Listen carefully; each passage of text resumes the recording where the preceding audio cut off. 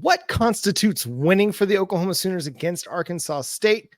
We got a very special guest to break it all down as we get you ready for Saturday on today's episode of Locked On Sooners.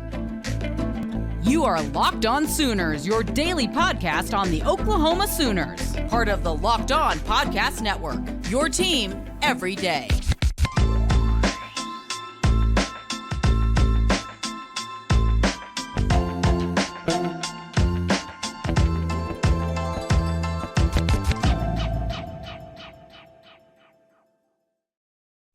What's up, Sooner Nation? Welcome to Locked On Sooners, the last Locked On Sooners before we get to week one of the college football season. Today's episode is brought to you by Gametime.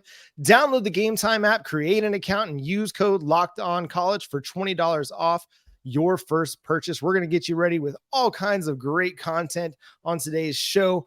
And joining me, filling in for our man Josh Helmer, who's doing Norman versus Norman North tonight, 4K ref.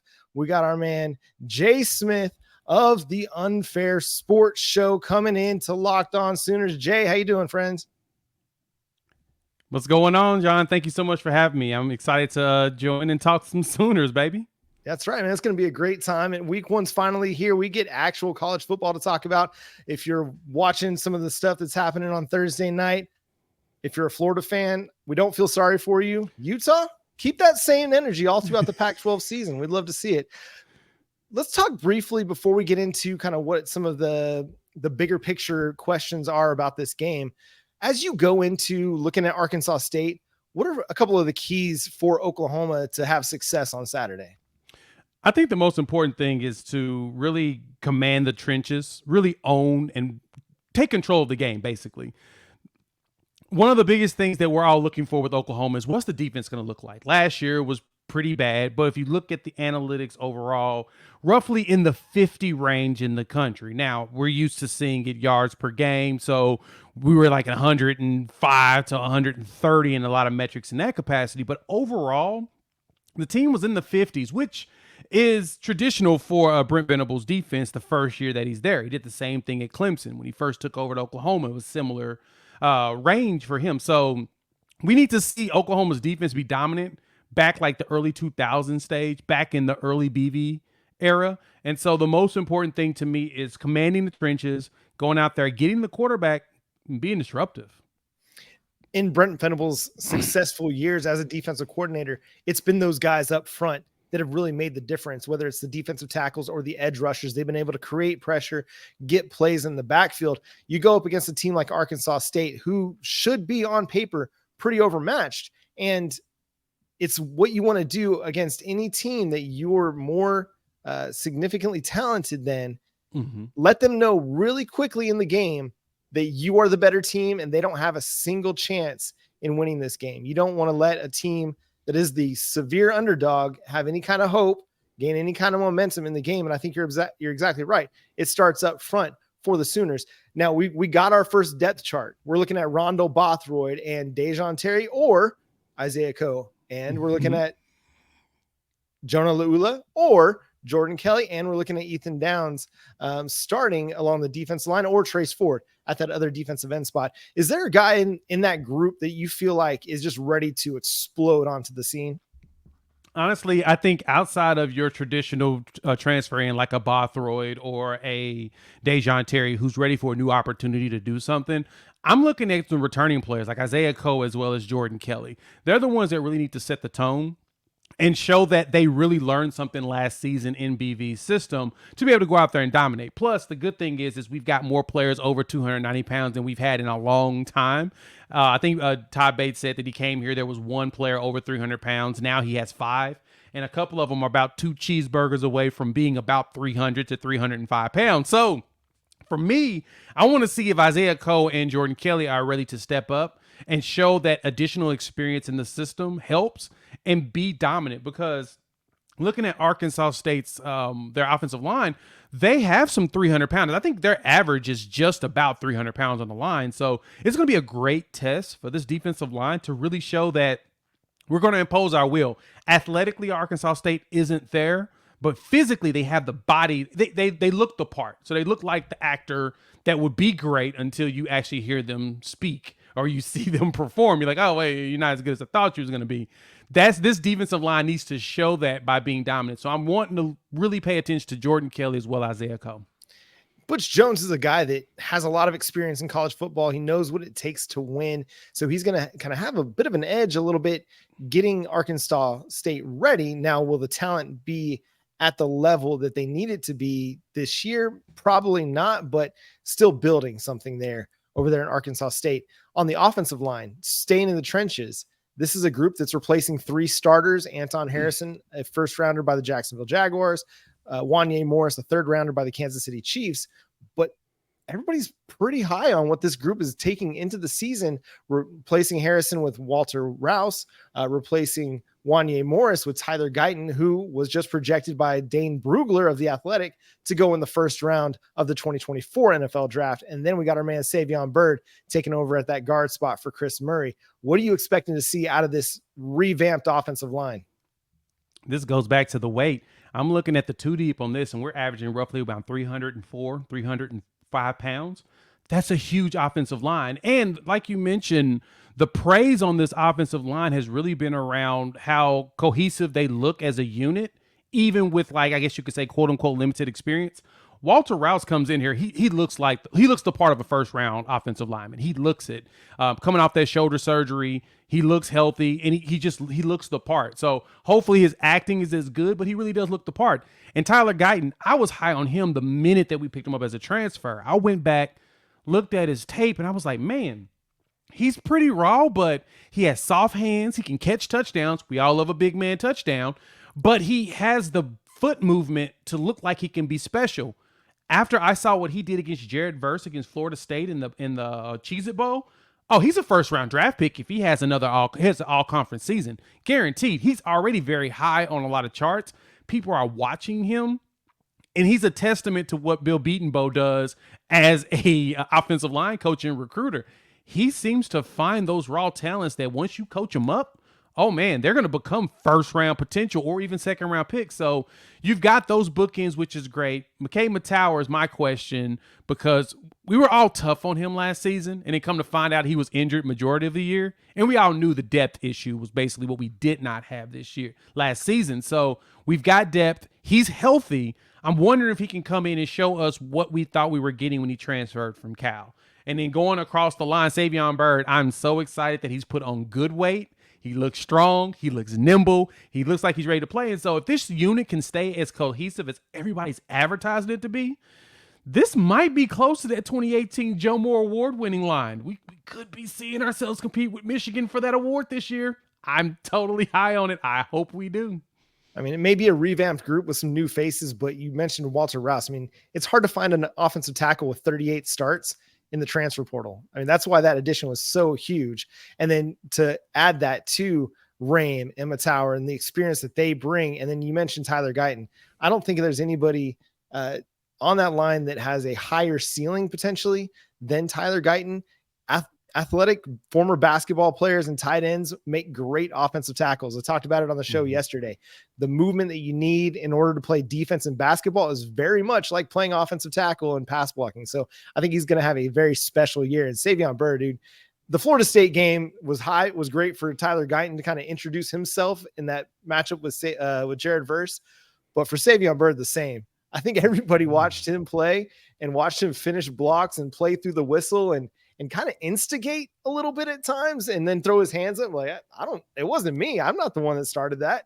Yeah. You need to kind of have one of those guys on your offensive line, somebody who's just going to kind of like pick and, just nitpick at people and just really like get in their craw a little bit. And so it's going to be fun to watch Savion Byrd play football this year. Excited to see what happens. We've got a few questions. We're going to stick with Jay here on the Locked On Sooners tonight. What does winning look like? Because I think most people expect Oklahoma to win, but you can it's like the great Rosie Perez said in White Men Can't Jump. Sometimes when you win, you actually lose. And sometimes when you lose, you actually win. And sometimes when you win or lose, you actually tie. And we'll talk about that after I talk to you about our friends over at Gametime. Gametime is a fantastic app if you are looking to buy tickets for Oklahoma versus Arkansas State or any event this weekend. They do a great job of showing you exactly where you're going to sit in your seat and what you're going to look at in the arena, in the stadium. It's a fantastic way to buy tickets. It's stress-free, easy to use. I mean, if you've looked at other, ticket apps before, sometimes it can be hard to figure out, okay, am I getting the best price? Am I getting the best location? You can get a full stadium view and pick where you want to sit, or you can look at it seat by seat and see what you're going to look at as you're going into the game. Like to me, that's a great feature on the app, that I can see exactly what I'm going to be seeing where I sit. So go to Gametime, use promo code LOCKEDONCollege. You get $20 off your first purchase over at Gametime. Again, available in your app store. Use promo code LOCKEDONCollege for $20 off. So Jay, what does winning look like for the Oklahoma Sooners? So I think, again, everybody expects them to just win this game, win it pretty handily. But in your mind, as you kind of think about that question, what does winning look like this weekend?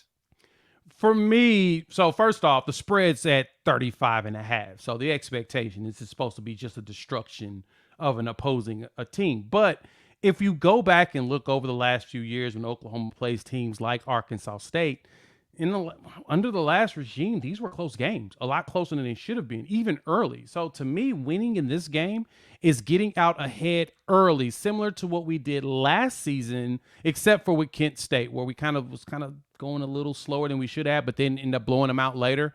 This should be similar to maybe a Nebraska game without giving up points. So I want to see execution, no turnovers, very minimal mistakes. And if we could go out there and not do any penalties, that's a win for me, because that means that everybody's focused like they're supposed to be and they're ready to play. These games are, of course, gimmies. Technically, if you want to call it that, at 35.5, it's supposed to be a gimme. And so if you go out there and you don't really execute like you're supposed to, you don't take it seriously, that tells me you're not going to take the rest of the season seriously. And so this game, if they go out there and look polished and they look like they're supposed to be there, supposed to be winning, and they just execute minimal penalties, no turnovers or minimal turnovers, yeah, then I say that that's a win. The score itself is really not that important to me, to be absolutely honest. It's really about how they're putting it together, because we've got to prepare for SMU and then get really ready for Big 12 play. To me, a lot of it is going to be just, what does the defense look like? Are they flying around the football? Are they having alignment issues? Are they having, miscommunications? Are they having, moments where a guy is out of position, or you have a busted coverage? To me, I don't want to see any of that, because this defense is supposed to be better based just simply on the experience that they have now in Brent Venables' defense. At the same time, the talent floor has been raised as well. So you should have a lot more guys on the same page with a better group of players than they had a year ago. So you should have fewer busted coverages. You should have fewer miscommunications. You should have fewer alignment problems, and everybody should know what they're doing. The guy that everybody kind of points to is Jaron Kanak from last year, that Brent Venables even said it. He didn't really know what he was doing out there. Well, he's a starter this year, so he knows what he's doing. He needs to show that he knows what he's doing against Arkansas State. And I think for the defense, for me, a win for them is a lot of splash plays in the backfield, getting pressure on the quarterback, not giving up chunk plays. You're going to give up a couple third downs. You're going to give up a couple, maybe give up a fourth down here and there, but better efficiency, getting off the field when it's third and long in particular, because that was a sticking point for this defense last year. 3rd and 7+, that needs to be a stop for the Oklahoma Sooners. We have a lot of kind of preconceived notions about this team going into the year. So what is kind of one of those things that you think, okay, I feel this way about Oklahoma? What is one of those that you think, okay, they're going to show that against Arkansas State, and they need to show that to kind of reinforce how I feel about them going into the year? The offenses are going to miss a step. So we're going to go out there. Hopefully we have better clock management or game management. That was probably one of the bigger issues we had last year. If anybody ever watched my channel, the entire season, I complained about the pace. We were going very fast, and then we would quickly get to 3rd down and then quickly get to 4th down.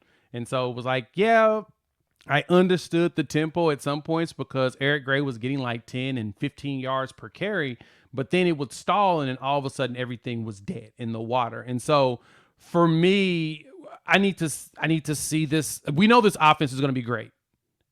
They need to make sure that they show us that they're not going to miss a beat. Then I'll be comfortable. Then I'll feel like, okay, We're on a good pace because the defense itself, regardless of how they perform in this game, they should be better than last year because last year was just abysmal. This year they should be better. So as long as that defense is better and the offense at least stays about even, we can expect to have a really good season. And so I need to see this offense go out there and execute early and often. Then I'll feel comfortable going for the rest of the year. Yeah, I think you hit a really interesting point there on the game management thing. Just Jeff Lebby reading the room a little bit better. You know, if the defense was just on the field for 7, 8, 9 plays and you go 3 and out in under a minute, you're not really having great situational awareness, which is something that the team needs to be better at across the board. If you can decide, hey, you know what? This is a drive where we're going to slow down the pace a little bit and we are going to take a little bit of time off the clock. You can play. It's something I've been saying for a year now. You can play fast without playing fast. Like you can play no huddle. You can play hurry up and then just sit on the ball like Peyton Manning used to do. I mean, he'd get his guys to the line of scrimmage and then take 30 seconds off the clock. Everybody's sitting there at the line of scrimmage. Jeff Lebby kind of needs to learn just a little bit of that, add a little bit of that element to his offensive arsenal, to his game plan, to his philosophy to just help provide a little bit more balance to the game management of this team. In the secondary, you know, you're going to see a new cornerback in Gentry Williams. You're going to see a great group of depth at safety. Who's a player out of that whole defensive backfield that you think is going to really ascend and kind of take that jump into stardom this year? Oh, Reggie Pearson Jr. I think that he's going to be the one player you need to keep your eyes out on. We call him the hammer for a reason. He likes to hit. We've witnessed it. He leveled Eric Gray. He leveled Dylan Gabriel when we played Texas Tech.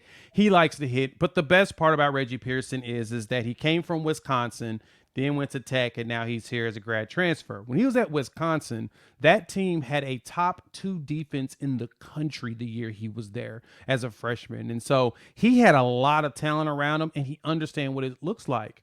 I had a chat with him on my show, and one thing he said was that athletically, he felt like this team was better, especially in the secondary. So going from him to Woody Washington, and of course, he praised Josiah Wagner, just like everybody else has been doing in fall camp. And so seeing Reggie, who understands what you need to do to have an elite defense, the type of players you need to have an elite defense, the way you need to execute to have an elite defense, I think he's going to be the one to really step up, not only as a leader, but man, I think he's going to level and take some heads off, which we love to see here in Oklahoma. Brings us back to the Roy Williams era. That's right. They need a physical presence. It's similar to Savion Byrd along the offensive line, somebody that brings a little bit of a tenacity, a little bit of a physicality, someone that's going to play tough. And that I really do feel like that's an element that kind of infects everybody or influences everybody. If Reggie Pearson is going out there and just laying the wood, it's going to cause Danny Stutzman to be like, hey, I need to take my game up, my intensity, my physicality up another level. Gentry Williams, the same thing. You know, I think that's an element that's important. You got to have at least one of those guys that kind of helps set the tone physically for a defense. And I felt like last year they didn't really have that. Danny Stutzman was probably the most physical player they had, but because he played nearly 1,000 snaps, he wasn't able to kind of keep that same level of physicality and intensity throughout the year. Last question before we get to some of our picks for this week, wide receiver. So it's still going to be a very interesting conversation throughout the season because of the depth that they have right now on the depth chart. It's Jalil Farouk, Drake Stoops, Andrel Anthony. What are you expecting to see out of this group? Jeff Lebby says 6 or 7 guys are going to get to play. Who do you think we're not talking enough about as we go into the season? Honestly, I think the one that we need to talk a lot more about is going to be Jaden Gibson. And I say that because last year we saw a little bit of flash from him. He was able to get open, but he just could not complete the catch. And it looks like in camp, he was doing it. So between him and Nick Anderson, in which those two bookend giant wide receivers, 6'4" and 6'5", they're like twins. They seem to go everywhere together. They're around each other all the time. They talk about being brothers. But if you can get both of those two young receivers to just step up, oh man, it's going to be ridiculous. And just as you mentioned, Lebby wants to go with 6. Todd Bates said the same thing about the defensive line. And so we're going to get to see so many players rotate in and out. And we're really going to learn about who's ready to take that next step and move forward into the position. And so Jaden Gibson's one I'm really keeping my eyes out for. But Andrel Anthony Jr., when I saw him come from Michigan and I saw that speed, that top speed he has, I was like, okay, Dylan Gabriel's going to launch it to him just like he was doing it to Marvin Mims. He's going to pull the Caleb Williams and say, yeah, F it. Mims is out there somewhere and just launch that bad boy. I want him to do that with Anthony. Forget it. Anthony's somewhere and just launch it. Get it out there. Get it deep. I want some deep passes. I want players to get burnt. I want to see some 70-yard touchdowns. And that's something I'm really expecting out of this game, is why I'm not too concerned about the offense. I can totally see them airing it out. And Dylan Gabriel showing and proving to everyone, that all the naysayers, that I can be accurate. I can be UCF Dylan Gabriel. I can be that guy that can come in here, throw for 4,000 yards, and hopefully lead us to a playoff berth. There's a lot of expectations, high expectations for Dylan Gabriel, and I think they're warranted because he's a good quarterback that can play the position really, really well, and he's got a good group of talented players around him to have a very successful season. Last thing we're going to do here on Locked On Sooners as we get you ready for the first Saturday of the college football season, first official one, week 0. I mean, it matters, but I mean, this weekend, we're really getting everything going. We got 4 games we're going to pick for you here with Jay. Again, follow Jay on Twitter at Unfair Sports. Go check out his channel, Unfair Sports, on YouTube as well. Jay, let's start with this one. Clemson at Duke. A really fun ACC matchup, week 1. Clemson is laying 12.5 points to the Duke Blue Devils on the road. What do you think about this one?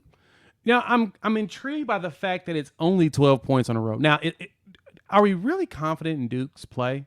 Or are we really thinking that Clemson, with Cade Klubnik as the new quarterback, do we not think that they're able to move up a notch? Now, Duke has had its moments in the last few years where they've shown kind of like flashes of what Kentucky's doing in the SEC, traditional basketball powers that don't really care about football. And then all of a sudden they start having some really good seasons. And so I'm wondering if the Cade Klubnik coming in there with Garrett Riley as well is being underrated. Because I think Garrett Riley is a fantastic play caller, similar to his brother.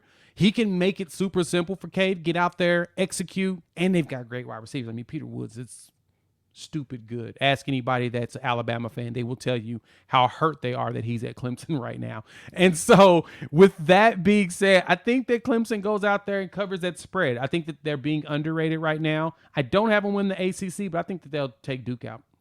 Yeah, a lot of people have Clemson around 8, 9, or 10 in their preseason power rankings. I put them at 4. Just because I'm a believer in Dabo, in Cade Klubnik, in Garrett Riley, and for a lot of the reasons you mentioned, and the defense is still going to be really good. I mean, that's going to be a really good team this year. I think you're right. A lot of people are selling Clemson short, and I'm with you. I'm taking Clemson minus the points, even on the road. Another interesting North Carolina, South Carolina matchup. This is UNC Tar Heels on the road at South Carolina in Columbus. Again, laying 2.5 points. This is Drake May versus Spencer Rattler. Very intriguing matchup. Very. And I've got Drake May as one of my Heisman candidates this year. I mean, he's been a Heisman candidate since he actually came to college football because we saw him as a redshirt freshman and was like, oh, this kid can play. Not only can he throw, but he can run. He's one of those players. He's an all-purpose.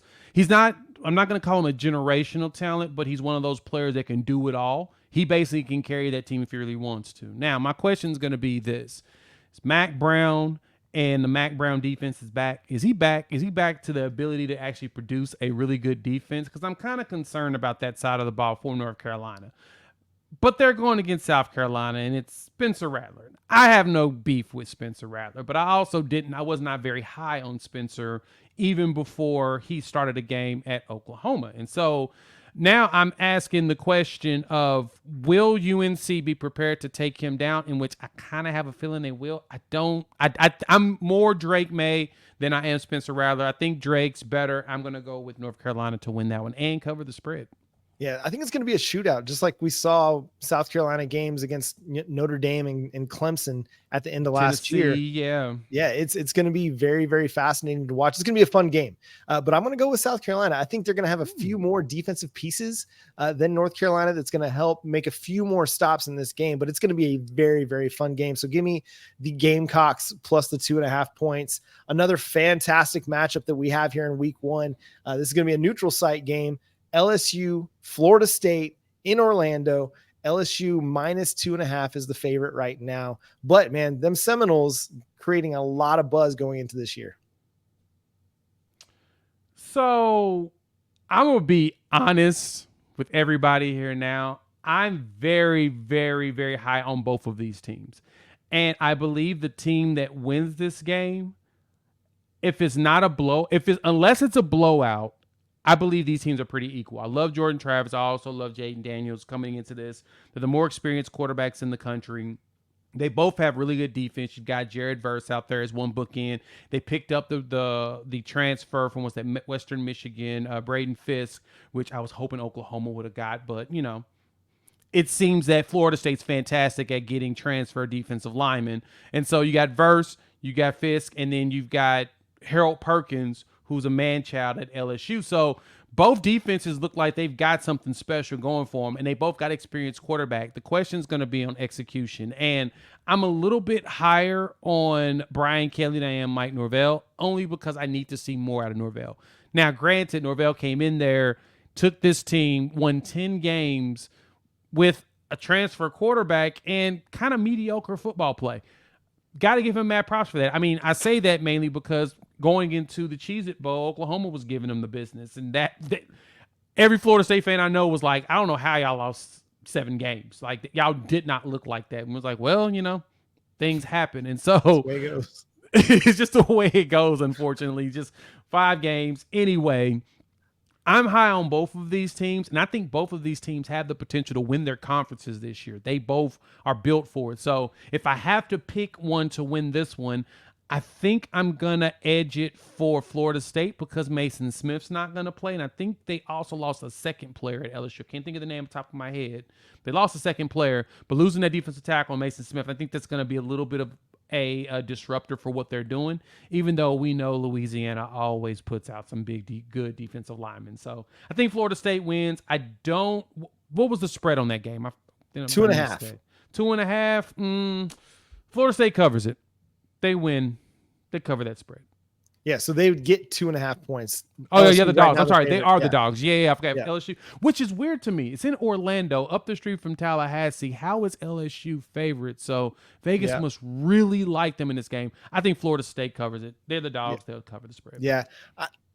It's a weird one. This is a very tough one, I think, to pick, and that's probably why everybody that's why the spread is so close, is that it's kind of a pick 'em at this point.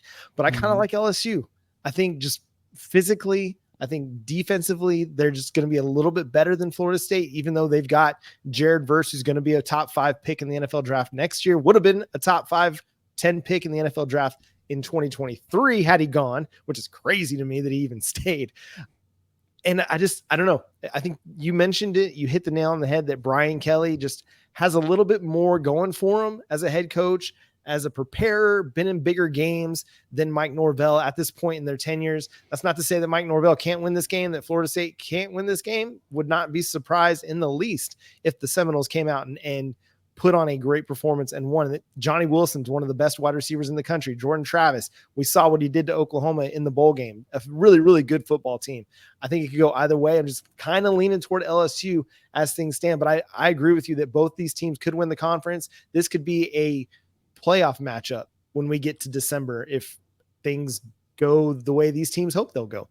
Final game we're going to talk about, and that's Oklahoma and Arkansas State. We spent a couple segments talking about this one, but let's talk about the points. Oklahoma, according to FanDuel, is a 35.5 point favorite over Arkansas State, and the over-under is at 58.5, according to FanDuel. How do you feel like this one's going to go against the spread?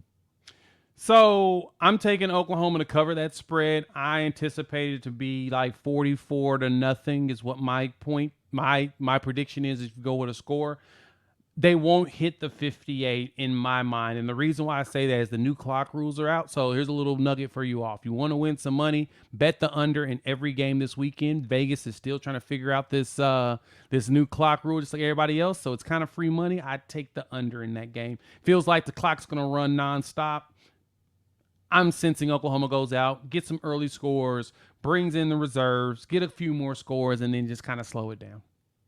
Yeah, it's always hard for me to take the over when it's that high because it's just a huge number and you have to be basically dominant and get a couple defensive scores or a special team score to be able to hit basically 60 points in an over under. And I'm kind of with you. I don't think Arkansas State contributes a whole lot to that point total in this game, but I do think Oklahoma's going to cover. I think not only will Dylan Gabriel and the first team offense look really, really good, but I think Jackson Arnold, when he gets in garbage time, he's going to help lead the Oklahoma offense to some points as well. It may not be, 20 points, but I could see them getting a couple scores, in the third and fourth quarter if they get Arnold out there, letting him play some late in the game. They've got to get him some game experience ahead of the 2024 season before he becomes the starter. No better way to do that than in non-conference play. Just let him get his feet wet a little bit. So it's going to be fascinating to watch. College football is back in Norman. Cannot wait. 11 a.m. Saturday kickoff. Arkansas State Red Wolves. Again, follow Jay on Twitter at Unfair Sports. Go check out his show over on YouTube, Unfair Sports as well. Fantastic work covering the Oklahoma Sooners and college football in general. And man, so many great things, especially on the recruiting trail coming up. You can check Jay out. He'll talk that all. We'll break it all down here on Locked On Sooners as well. Follow my friend Josh, who's again covering the Norman North game as we're recording on Twitter at Josh on Ref. Follow Jay at Unfair Sports on Twitter. I'm at John 9 Williams. The show is at Locked On Sooners. But until next time, he's Jay Smith. I'm John Williams. Boomer Sooner. Boomer Sooner.